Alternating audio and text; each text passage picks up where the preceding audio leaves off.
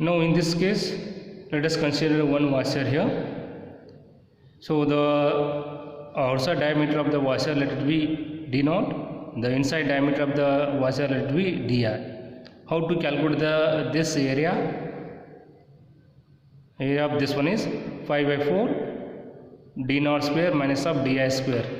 That will gives the what? This cross sectional area on which the compressive load is acting.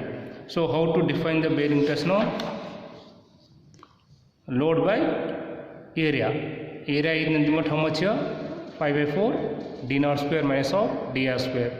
This is a way to calculate the bearing test. Next one is types of strains. Already I have defined the strain. Strain is nothing but a change in dimension to the original dimension is called as a strain. There are different types of strains are there. First one is the tensile strain, compressive strain, volumetric strain, shear strain. Next one is the superficial strain. Tensile strain is nothing but what? This strain is going to occur because of the what? Tensile stress induced in the material. Let us consider this the body subjected to tensile load. After applying the load, let us assume this is a change in the length, that is delta L. This L is the initial length of the member. After applying the load, there is a change in the length. Let us assume the change in length. Let us assume this is a delta L. So tensile strain is in what? Extension of bar divided by original length of bar. So what is the extension here? Delta L. Original length is how much? L. So this is a tensile strain. Next one is a what? Compressive strain. Okay. Compressive strain is induced because of the what? Compressive load. See here, this member is subjected to compressive load. Before applying the load, let us assume L is the initial length or original length of this component. After applying the load, the length of this member will going to decrease. Let us assume the decrease in length of the bar is delta L. Now how to define the compressive strain? Shortening of the bar divided by original length of the bar, that will give the compressive strain. So delta L by L, delta L is a change in length or decrease in length. That is a delta L. Next original length is how much? L.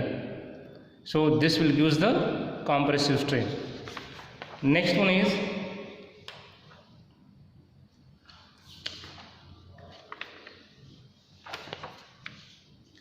volumetric strain. Okay, whenever you apply the load on any of the component, there is a change in length, its width, thickness.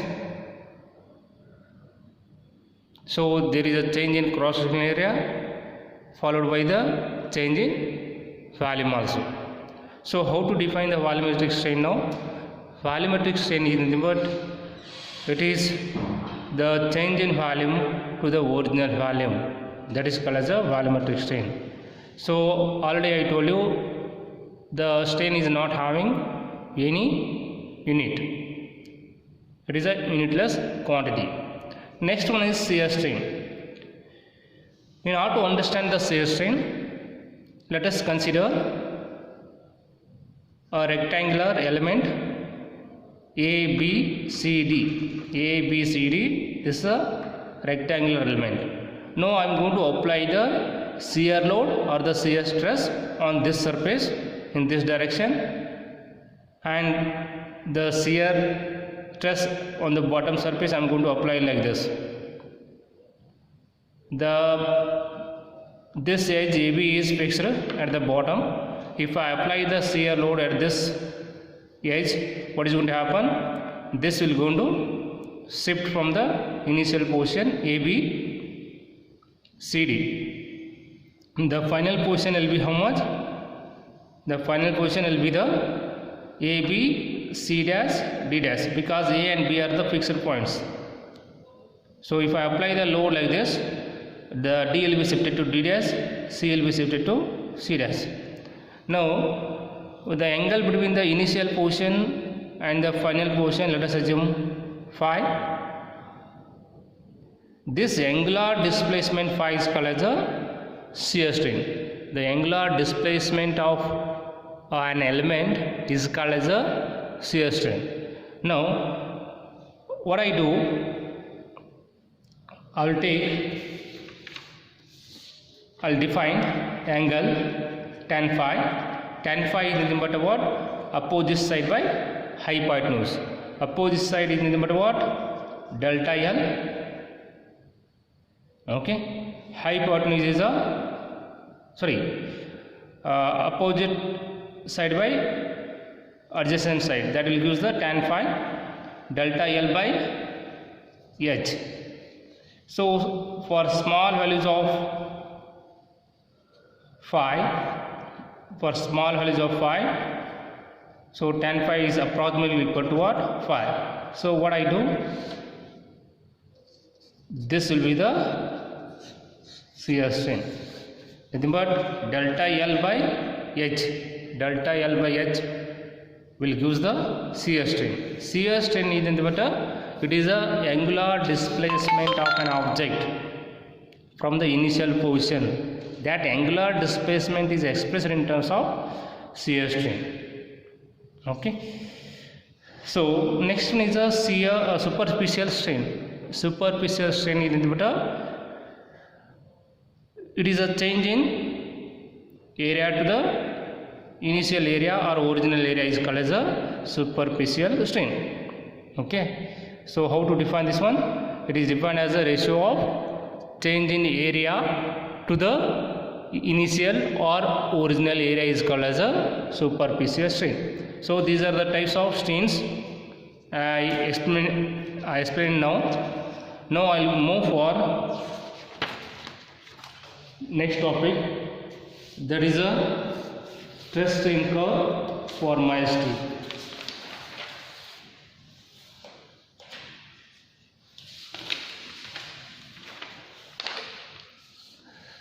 Here, this is called as a stress strain curve for mild steel. The different materials will be having different properties. All the materials will not be having the same properties. The properties such as strength, stiffness, toughness, hardness of a particular material will be different compared to the other material. So here I am going to tell you the behavior of the material under the action of the what? Tensile load. The material used is a what? The mild steel. We are going to have a specimen like this.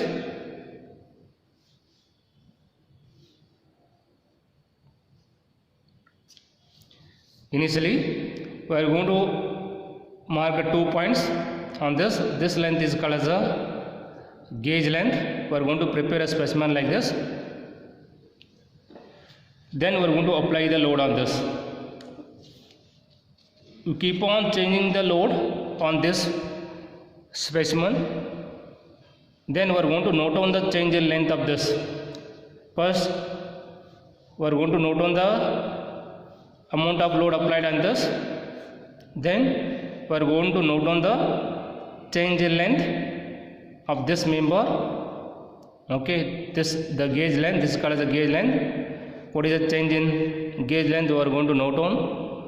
Next one is initial, before applying the load, we are going to measure the diameter of this one. Okay, this will be circular in cross section. Then the area will be what? 5 by 4 d square. So then we are going to calculate the what? The truss. Truss is what? The force applied divided by initial area of cross section. Next one is we are going to calculate the what? The strain. The strain is input change in length to the original length. That is a LG. Delta L by LG. That is a change in length. So this is the delta L. So for example, if I apply 1 kilonewton load, 2 kilonewton load, 3 kilonewton load, I keep on varying the load on this component. Then corresponding to this apply load, what is the change in length? I am going to note on this one. Then I am going to calculate the truss. There is a sigma force by initial area of cross section of this member, that will give the value of the truss. Next, how to calculate the strain? Strain is nothing but a change in length. For example, for this is a change in length. For this apply load, this is a change in length. So I am going to calculate that one. So delta L by Lg corresponding to the various loads, I am going to calculate the what? Strain. Next, I am going to draw the stress strain curve, sigma versus epsilon. Then the stress strain curve for this material is observed to be like this. If I draw the stress versus strain curve, I will get a curve like this. Now I need to define the various salient points on this curve. First one is called as a proportionality limit or proportional limit. Next one is a elastic limit. This is called as a upper yield point, lower yield point, YU, YL. YL is a lower yield point. Next one is this is the ultimate point. This is called as a breaking point. So how to define the proportionality limit or proportional limit? See here, the truss till here it is linear. Okay, nothing but I will get a straight line like this.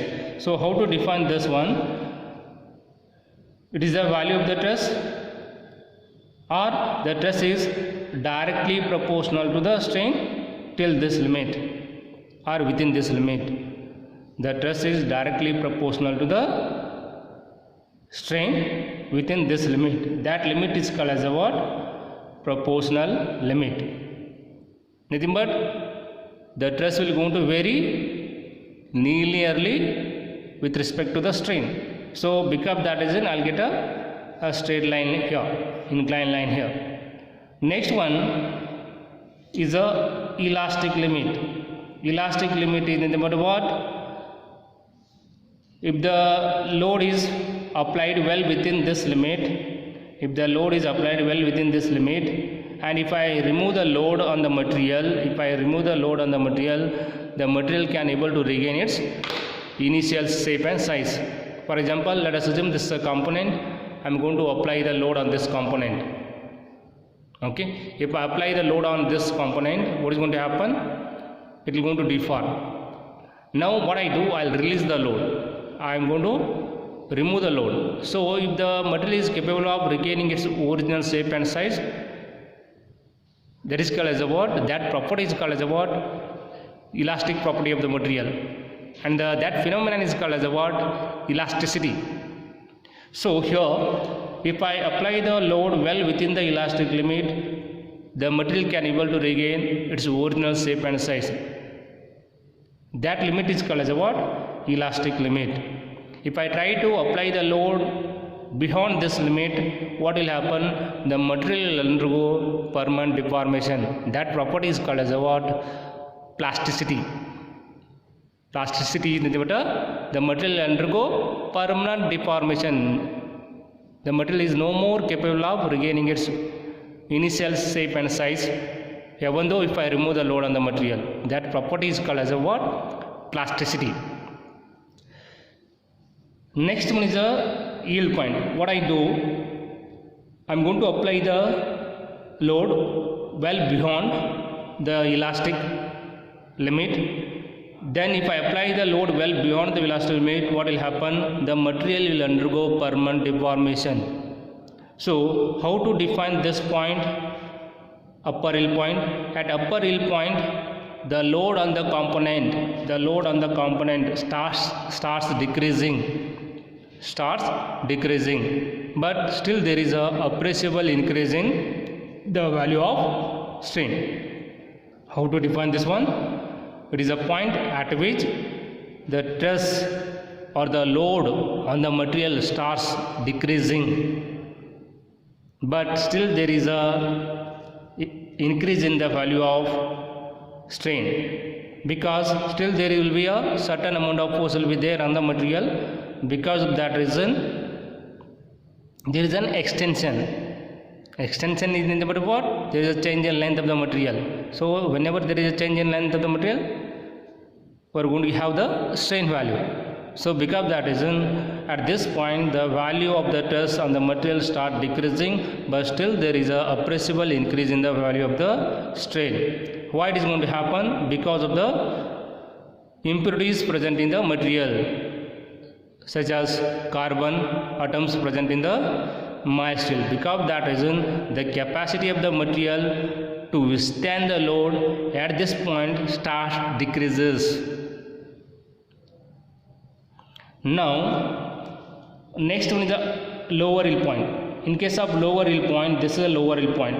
In case of lower yield point, the load on the component remains same, the value of the stress will remain same. Still there is a appreciable increase in the value of the strain. That is called as a what? Lower yield point. In case of lower yield point, the load, the stress value on the component will remain same, but still there is an increase in the value of the strain. Next, beyond this point, if I try to apply the load, what will happen? There is a sudden decrease in the value of the value of the diameter, or there is a sudden decrease in the cross section of the component. Okay, there is a sudden decrease in the cross section of the component here. So the material at this point, U is called as a what? Ultimate point. At ultimate point, the material can able to withstand the maximum amount of load. That point is called as a what? Ultimate point. The corresponding stress is called as a what? Ultimate stress. So between Y and U, there is a drastic change in the cross section of the member. Nothing but the cross section of the member will going to reduce drastically. That phenomenon is called as a necking. Necking is nothing but what? The sudden decrease in the cross section of the member is called as a what? Necking. Necking will going to happen between the portion Y and U. If I try to apply the load beyond the point U, what will happen? The material is going to fracture, or the material is going to break. That point is called as a what? Breaking point. So this is a stress strain curve for the mild steel. Here I have indicated it as a what? Nominal stress or conventional stress or engineering stress strain curve. This curve, whatever I have drawn here, this is a engineering or nominal or conventional stress strain curve. What is the meaning of nominal stress? Next one is the true stress. So the nominal stress meaning is, for example, let us assume I have a component like this. I am going to apply the load like this. So before applying the load, let us assume the cross section of this member is 400 mm square and the applied load is 10 kilonewton. So the value of the stress will be how much? 10 kilonewton divided by 400. Now I am going to change the value of the force as 20 kilonewton. Next, the value of the stress will be, let us assume this is sigma 1, sigma 2. So 20 by 400, force by initial cross sectional area. So the force by initial cross sectional area, the force by the initial cross sectional area will give the nominal stress. That will give the nominal stress or conventional stress or engineering stress. So here, while calculating the value of the stress, we are going to take the what? The initial area of cross section only. Next one is one more truss is called as a what? True truss. True truss. How to define the true truss?